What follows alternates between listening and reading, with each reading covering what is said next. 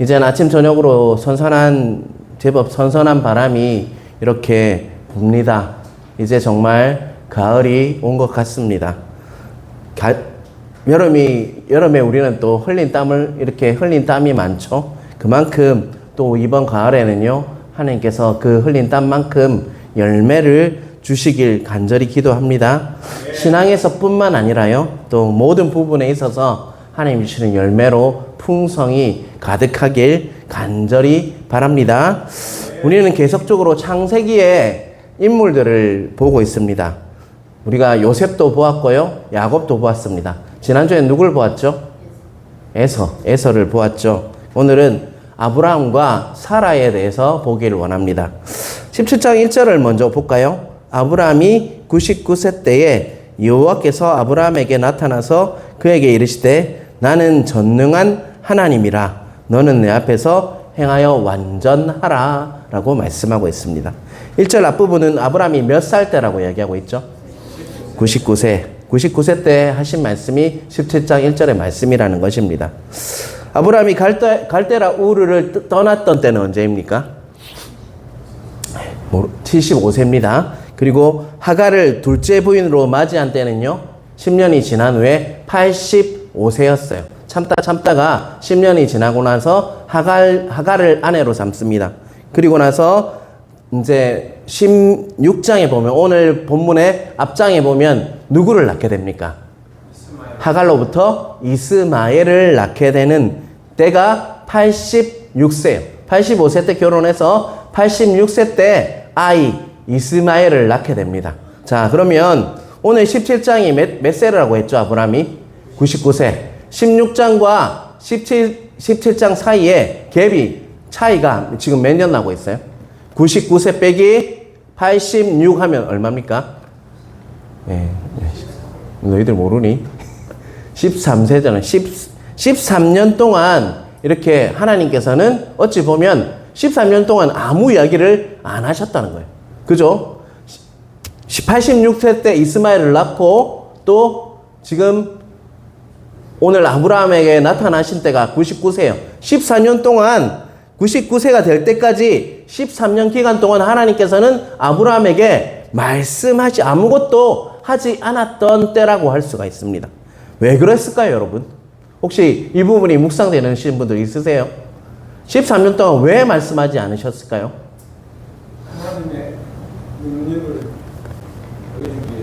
하나님의 능력을 보여주시기 위해서. 어째 보면 성경에 기록할 만한 중요한 일이 없었든지, 아니면 또 하나는요, 하나님께서 아브라함에게 침묵하는 기간이 바로 13년이었다는 것입니다. 그리고 나서 오늘 1절에 말씀을 하시잖아요. 그 말씀이 뭡니까? 나는 전능한 하나님이라 너는 내 앞에서 뭐라고요? 행하여 완전하라. 우리 다시 한번 읽어볼까요? 나는 전능한 하나님이라 너는 내 앞에서 행하여 완전하라. 나는 전능한 하나님이고 히브리어로 엘샤다이라고 합니다. 그것을 요 전능한 하나님을 엘샤다이라고 합니다. 그리고 아브라함아 너는 내 앞에서 행하며 이렇게 완전하라. 자, 옆에 사람들에게 한번 이야기해 볼까요? 너는 내 앞에서 행하고 완전하라. 행하고 완전하라. 옆에 사람 보고 하시라니까. 안 보시는 분들 뭡니까? 빨리요. 보시면서 하십시오. 너는 내 앞에서 행하고 완전하라. 자, 여러분, 제가 이렇게 시킨 이유가 있어요. 자, 너는 내 앞에서 행하고 완전하라. 이 말을 들었을 때 어떤 마음이 드십니까, 여러분? 여러분이 그 말을 들으니까 칭찬하는 것 같습니까? 아니면 내가 어떤 것을 해야 할 것인데 네가 안 하니까 권면하고 확인하는 말씀 같습니까? 두 번째요. 너는 지금 나는 완전한 하나님인데 너는 행할 것을 못하고 있다라는 느낌이 드시지 않습니까? 저는 그런 마음이 들었어요.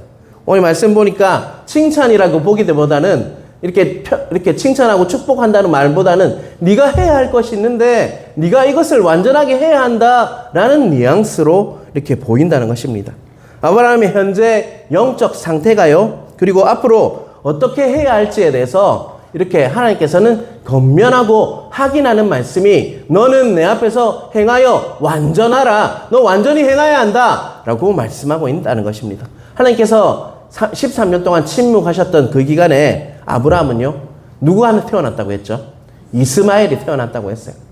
자, 이스마엘이 태어나니까 어떻겠습니까? 처음에 아기가 태어나면 얼마나 예쁩니까? 그죠? 12살, 지금 우리 아이들 나이 정도 될 때까지 아이들이 얼마나 사랑스럽겠어요.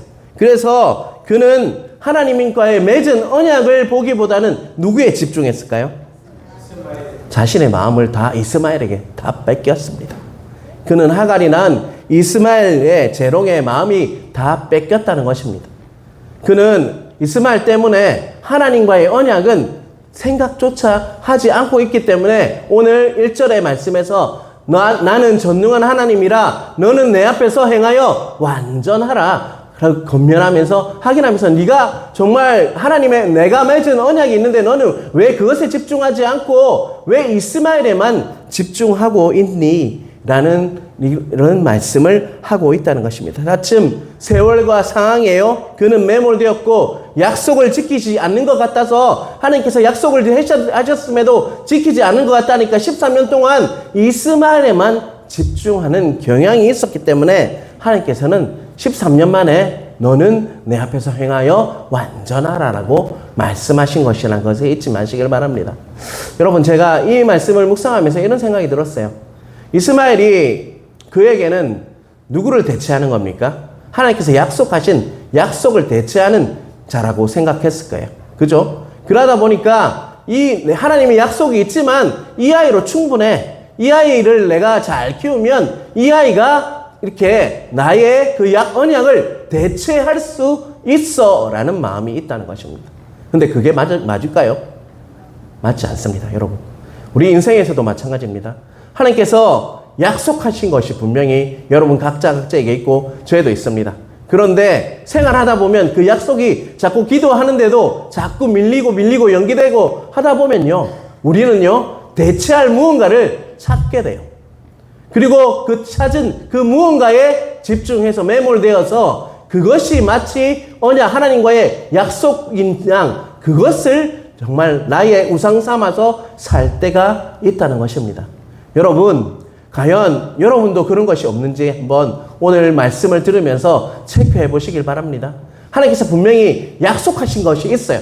그런데 그것이 점점 멀어지는 것 같고 그러다 보니까 무언가 대체할 무언가가 나타나요. 그러면 그것에 몰두하고 매몰해서 그것이 마치 하나님의 언약인 것이 우상 숭배하는 경향이 우리에게 있다는 것입니다. 그래서 아브라함에게 하나님께서는 나타나셔서 13년 만에 너는 내 앞에서 행하여 완전하라 라고 말씀하셨다는 것을 꼭 기억하시길 바랍니다. 2절을 계속해서 보겠습니다. 내가 내 언약을 나와 너 사이에 두어 너를 크게 번성하게 하리라 하시니. 하나님께서는 아브라함과 무엇을 두었다고 이야기하고 있죠? 내 언약. 하나님과 맺은 내가 하나님과 내 언약이라고 이야기하고 있어요. 너와 맺은 내 언약. 언약의 특징에 대해서 우리는 이미 보았습니다. 우리가 지키는 것이 아니라 그 언약은 누가 지키십니까? 하나님께서 지키시는 그 언약이 너와 나 사이에 맺지 않았냐? 그것을 왜 잊어버리고 있니? 라고 물어보시는 거예요. 내가 너에게 별을 보게 했고 또한 쪼갠 고기 사이에 햇불로서 임해서 너에게 명확하게 내 사인을 보여주지 않았니? 언약의 증표를 보여주지 않았니? 그런데 너는 왜 그 언약을 잊어버렸니? 라고 오늘 아브라함에게 말씀하고 있다는 것입니다. 하나님께서는 그래서요 4절과 7절에요 말씀하십니다. 너와 나는 무엇을 맺은 자라고 이야기하고 있죠? 언약을 맺은 자다라고 계속적으로 반복해서 너와 나 사이에는 언약이 있다라는 것을 말씀하고 있다는 것입니다. 급기야 10절과 11절, 14절에는 한 가지 명령을 합니다. 여러분 어떤 명령이죠? 여러분 10절, 11절, 14절 공통적으로 나오는 단어가 하나 있어요. 뭡니까? 할례입니다. 할례. 네가 자꾸 그 언약을 까먹으니까 이제는 어쩔 수 없다. 할례를 받아야 되겠다. 네가 할례를 보면서 너와 나 사이에 맺은 그 언약을 그 언약의 표징이기 때문에 그것을 보면서 너와 내가 맺은 그 언약을 기억하고 또 확인했으면 좋겠다. 그것을 잃어버리지 않고 내가 주는 그 언약에 따라 살기를 원한다 하는 게 뭐라고요? 언약의 표징? 바로 할례를 행하라 라고 말씀하고 있다는 것입니다.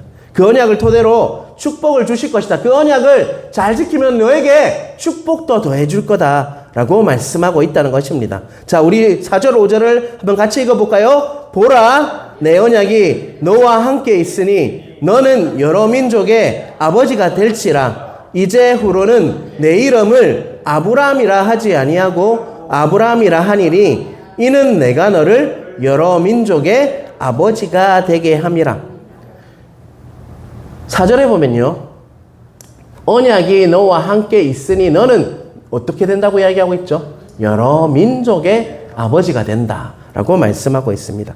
4절 5절을 통해서 언약 관계를 통해서 아브라함에게 하나님께서 이렇게 하신 일은 또 뭐죠? 5절에 보면 뭐 하고 있으십니까? 여러분, 아브라함에게 아브라함이라고 이름을 고쳐주셨어요.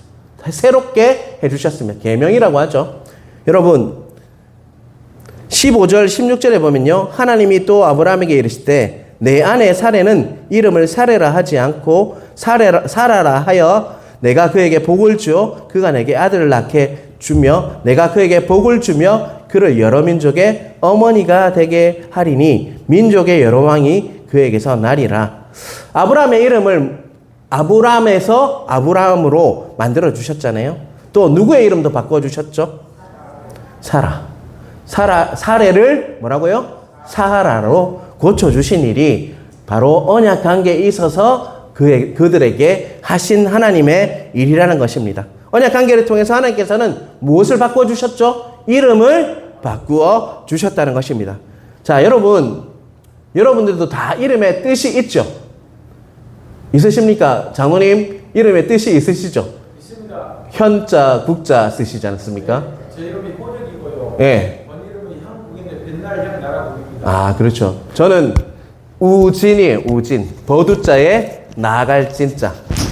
저는 처음에 믿지 않을 때는요, 친구들과 잘 어울리면서 적도 없이 잘 살아라는 이름으로 할아버지가 지어주셨다고 생각했어요. 근데 예수님을 믿고 나니까 그 이름의 뜻을 명확하게 알게 해주셨습니다. 버두자, 그리고 나아갈 진짜가 내 이름이에요. 믿기 전에는 몰랐는데 예수님을 믿고 나니까 내 이름이 어떤 의미인지를 하나님께서 주신 이름이라는 것이 확신이 되었습니다. 자, 요한복음 우리 한번 13장 13절과 14절 띄워주시기 바랍니다. 요한복음 15장 13절 14절 우리 같이 읽겠습니다. 사람이 친구를 위하여 자기 목숨을 버리면 이보다 더 큰 사랑이 없다니 너희는 내가 명하는 대로 행하면 곧 나의 친구라. 아멘이십니까? 나를 위해 십자가에서 생명을 버리신 분, 그분이 누구시죠? 예수 그리스도시죠. 나를 위해 생명을 버리신 예수님께서, 자, 사람이 친구를 위하여 자기 목숨을 버리면 큰 사랑이 없고 뭐가 된다고 하고 있습니까? 친구가 된다고 하고 있죠.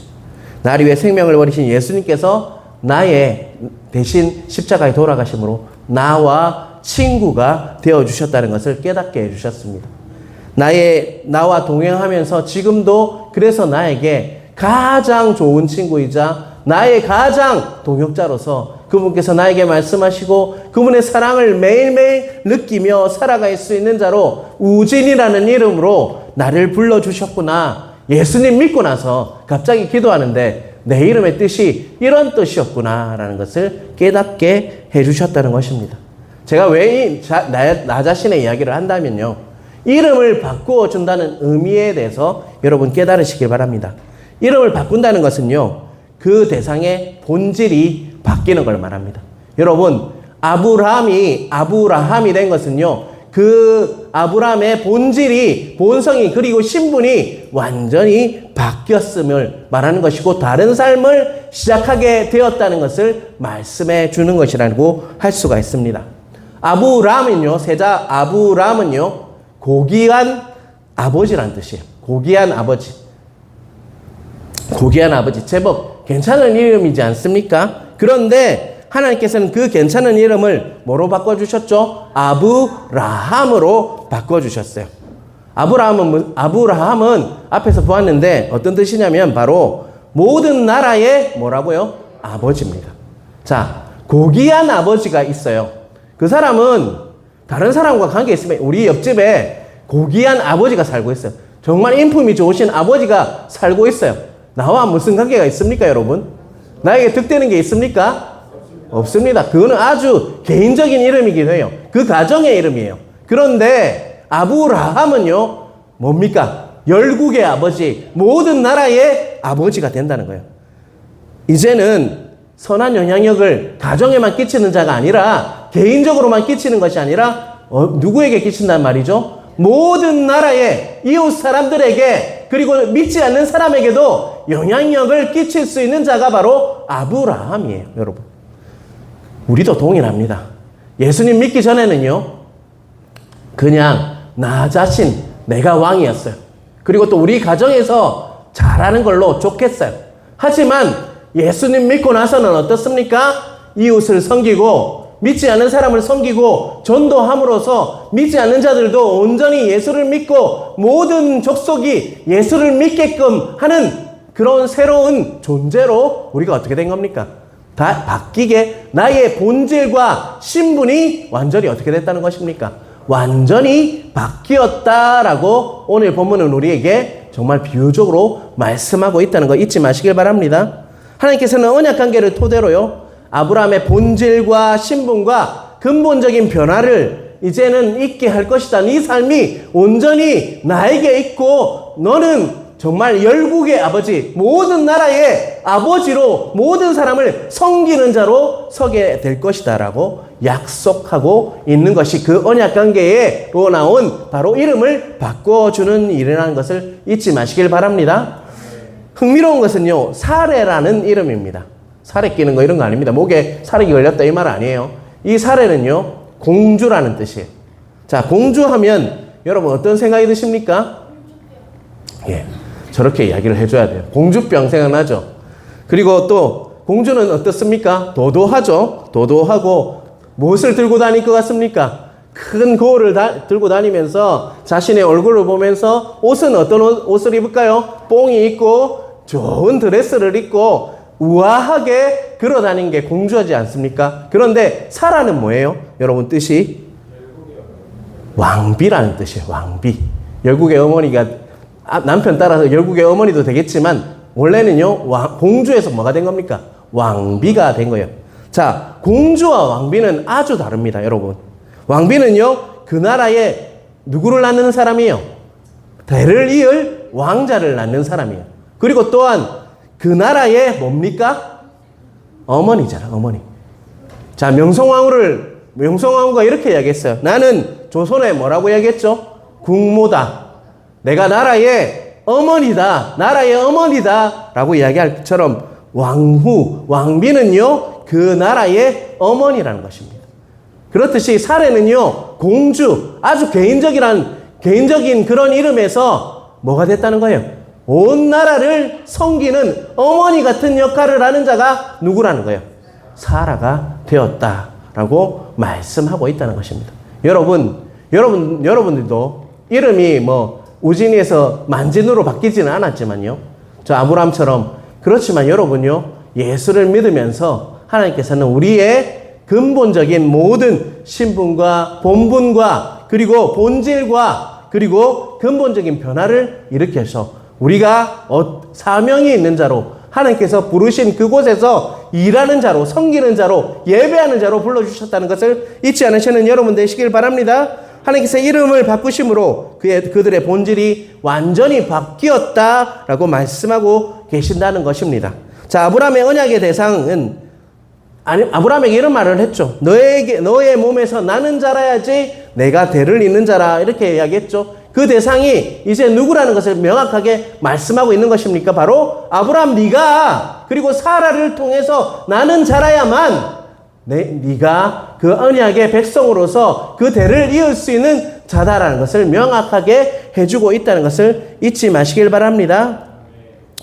나나 추스르기도 힘든 우리를요, 하나님께서는 이제 이웃을 섬기고 정말 우리 총도를 섬기고 또 나라를 섬기고 열국을 섬기는, 열방을 섬기고 열방을 위해서 기도하는, 선교사님을 위해서 기도하고 우리나라를 위해서 기도하는 그런 자로 우리를 불러주셨다는 것을 잊지 마시길 바랍니다. 우리가 예수님 믿지 않았다면요, 그런 변화는 일어나지 않았어요. 나만, 내 가정만, 나만 잘 먹고 잘 살고 내 가정만 잘 먹고 잘 사는 그런 우리의 세계관이 이제는요, 예수님으로 인해서 다른 사람까지 돌보며 이웃까지 돌볼 수 있는 그런 자로 우리를 불러주셨다는 것을 잊지 않으시는 여러분 되시길 간절히 바랍니다. 우리는 하나님께서 친히 오셔서 우리에게 말씀하실 때 우리 자신의 가치와 본질을 비로소 깨달을 수 있었다는 것을 잊지 마시길 바랍니다. 우리가 어땠습니까? 우리가 하나님을 처음 만났을 때 우리 존재가 어떠한지를 알게 되었고요. 내가 얼마나 가치 있고 정말 얼마나 하나님께서 나를 사랑하는지 이렇게 알게 됨으로 인해서 세상이 달라 보이는 경험을 다 했지요, 여러분? 다 그런 경험이 있으시지요? 그것은요, 완전히 내 본질이 바뀌었기 때문에 하나님께서 나의 신분을 예수 그리스도로 인해서 바꾸어 주셨기 때문에 일어난 새로운 변화라는 것을 잊지 않으시는 여러분 되시길 간절히 바랍니다. 자, 17절, 18절을 한번 보겠습니다. 아브라함이 엎드려 웃으며 마음속으로 이르되 100세 된 사람이 어찌 자식을 낳을까? 사라는 90세니 어찌 출산하리요? 하고 아브라함이 이에 하나님께 아뢰되 이스마엘이나 하나님 앞에서 살기를 원하나이다.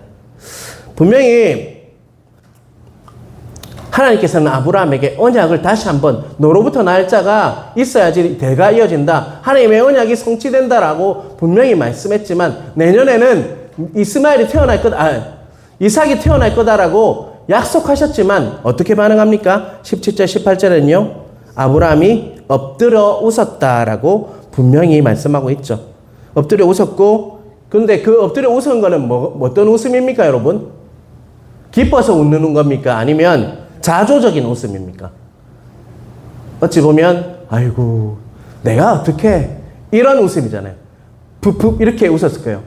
하나님이 분명히 언약으로 너로부터 날짜가 하나님 나라의 그 나라를 이어가는 그런 시다라고 이야기를 하셨지만 아브라함은 어떻게 했단 말입니까? 하나님 앞에서 그냥 웃었다는 거예요. 18절에 보면요, 아브라함이 이에 하나님께 아뢰되 이스마엘이나 하나님 앞에 살기를 원하나이다 라고 이야기했어요. 이제 그냥 하나님 포기하세요. 하나님 내 나이가 몇 살인 줄 아십니까? 100살입니다. 100살. 이제 그만하십시오. 이제 이스마엘이나 잘 키우면서 이제 정말 그냥 살게요 라고 아브라함은요 그런 말을 하고 있다는 것입니다. 분명히 하나님께서는요 친히 아브라함의 그 언약을 확인시키기 위해서 어떻게 하셨습니까? 첫 번째는 아브라함의 손을 이끌고 어디를 보게 하셨습니까? 밤하늘에 별을 보게 하셨죠. 그리고 그것도 안 믿으니까 또 어떻게 했습니까? 고기를 이렇게 쪼개가지고 어떻게 했습니까? 그 사이를 햇불이 임재해서 왔다 갔다 하는, 그게 누굽니까? 하나님의 임재로 임하셔서 그것을 보게 하심으로 이 언약은 진짜다라고 계속 확인시켜 주었죠. 그리고 친히 말씀하심으로 이름을 바꿔주시면서 그들의 존재 가치를 말씀해 주셨어요. 그런데도 그들은 어떻게 하고 있습니까?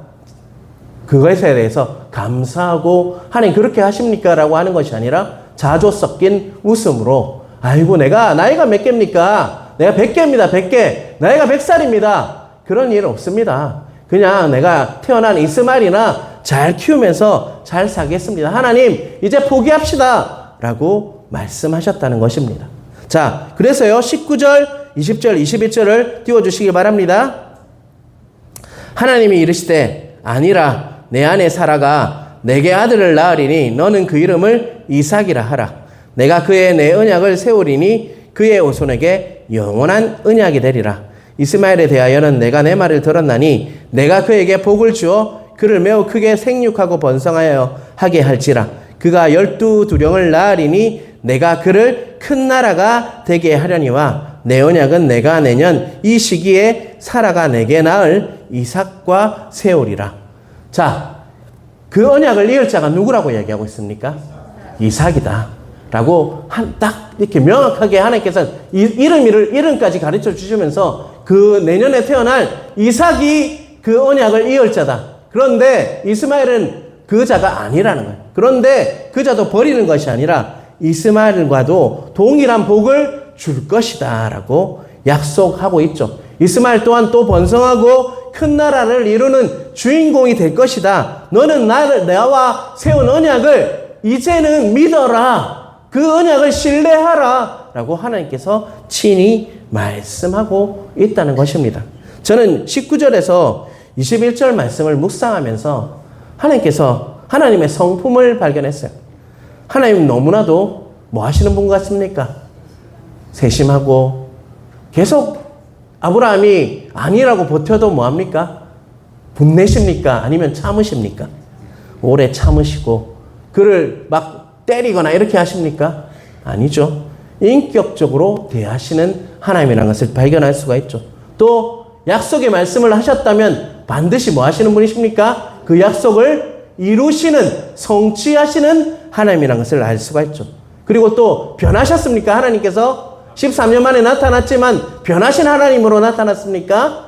그렇지 않다는 거죠. 하나님께서는 영원히 변치 않으시는 오늘이나 내일이나 마지막이나 끝날까지 언제나 동일하신 신실하신 하나님이라는 것을 묵상하시길 바랍니다. 아브라함뿐만 아니라요, 여러분 삶에 있어도 하나님께서는 늘 언제나 오래 참으시고 인격적이시고 또 약속을 말씀하셨다면 그 약속을 성취하시고 또한 변하시는 하나님이 아니라 이랬다 저랬다 하는 하나님이 아니라 언제나 동일하셔서 여러분과 함께 하신다고 약속하셨기 때문에 고아와 같이 내버려 두지 않으신다고 약속하셨기 때문에 어디를 가든지 어떤 일이 있든지 어떤 환경에 있든지 하나님께서는 여러분과 지금도 동일하게 함께 하시는 것을 믿으시길 바랍니다. 여러분, 하나님을 알아가는 것이 영생이라고 했어요. 주일날 말씀드렸지만 그렇듯이 우리가 하나님을 알아가면 알아갈수록 하나님의 성품을 깨달으면 깨달을수록 두렵지 않습니다. 좌지우지하지 않습니다. 좌로우로나 이렇게 막 흔들리는 것이 아닙니다. 하나님의 성품을 경험하면 경험할수록 우리는요, 하나님 앞에서 더욱더 신실히 하나님께 나아갈 수 있는 그러한 자가 될 수 있다는 것을 잊지 않으시는 여러분 되시길 간절히 바랍니다. 자, 23절, 25절에는요, 아브라함의 반응이 나와요. 어떻게 합니까? 아브라함이요. 23절에 25절, 24절에 보면 아브라함이 그의 포피를 벤 때는 99세라. 은혜의 표징으로 하나님께서 하라고 했던 명령을 이제는 드디어 어떻게 하고 있습니까? 완전하게 행하고 있다는 것입니다. 아브라함은 이제야 비로소 하나님의 언약을 전적으로 신뢰하게 된 것입니다. 그래서 그는 그 믿음의 표현으로 하나님께서 명령하신 무엇을 행합니까? 할례를 실행했다라고 분명히 말씀하고 있죠. 할례는 요즘 말로 하면 복용수술이라고 할 수 있죠. 남자의 생식기의 표피를 이렇게 잘라내는 것입니다. 생식기는 성경에서 볼 때 무엇을 나타내냐면 생명과 기력을 의미하는 것입니다. 그것을 잘라냈다는 것은요, 곧 옛 육신을 버리고 새 인생을 시작했다라고 말씀하고 있는 것이 뭐라고요? 옛 성품을 버리고 육신의 성품을 버리고 이제는 하나님께서 이끄시는 삶, 하나님께서 새 인생을 주신 그 삶을 살기로 결단했다라는 것이 바로 아브라함의 할례라고 할 수 있습니다. 아브라함은 비로소 아브라함의 인생을 살겠다고 고백한 것이 아니라요, 이제 하나님의 인생, 이전 것은 지나갔고 새로운 피조물이라는 고백으로 하나님께서 나를 이끄시는 삶을 살겠습니다라고 고백하고 있다는 것입니다. 아브라함은요, 이름도 바뀌었고요, 뭐도 바뀐 것 같습니까? 완전히 딴 사람, 자신의 본질까지 다 바뀌어서 이제는 정말 하나님 안에서 내 삶을 사는 것이, 내가 주인 돼서 사는 삶이 아니라 바로 하나님께서 주인공 되시는 그런 삶을 살겠습니다라고 그는 고백하며 나아가고 있다는 것입니다. 하나님께서는 인격적으로 나타나셔서 아브람을 아브라함으로 바꿔주셨고 또 사례를 사라로 바꿔주셨습니다. 여러분에게도 동일한 역사가 이미 일어났습니다. 나 하나 추스르기도 힘들었던 나를요, 이제는요, 옆에 지체들을 돌보고 또 전도하는 자, 또 교회를 통해서 열방을 품고 기도하는 자로 우리를 불러주셨다는 것입니다. 예수를 믿음으로 우리에게 주신 가치와 본질은요, 이전 것과 완전히 달라진 다른 존재, 이전 것은 지나가고 이제는 새로운 피조물이라는 그 말씀처럼 우리는 완전히 다른 자로 살고 있다는 것을 기억하시길 바랍니다. 그런데 인생을 살다 보면요, 현실을 살다 보면 그것을 자꾸 잊어버려요. 여러분, 그것을 잊지 마시고 이제는 나는 이전 것은 다 지나갔고 나의 육신의 본성은 다 지났고 예수 그리스도로 말미암아 새로운 피조물이라는 것을 다시 한번 기억하시길 바랍니다. 그런 것을 아는 자는요, 이전과 동일하게 살 수가 없다는 것입니다. 이제는 정말 다르게 살아야 한다는 거 잊지 마시길 바랍니다. 서로 사랑하시길 바랍니다. 이웃을 사랑하시길 바랍니다. 가난한 자를 도우시길 바랍니다. 정말 하나님 나라를 위해서 정말 헌신하시길 바랍니다. 그래서 온전히 하나님이 주시는 복을 누리면서 살아가시는 각자 되시길 주님의 이름으로 축원합니다.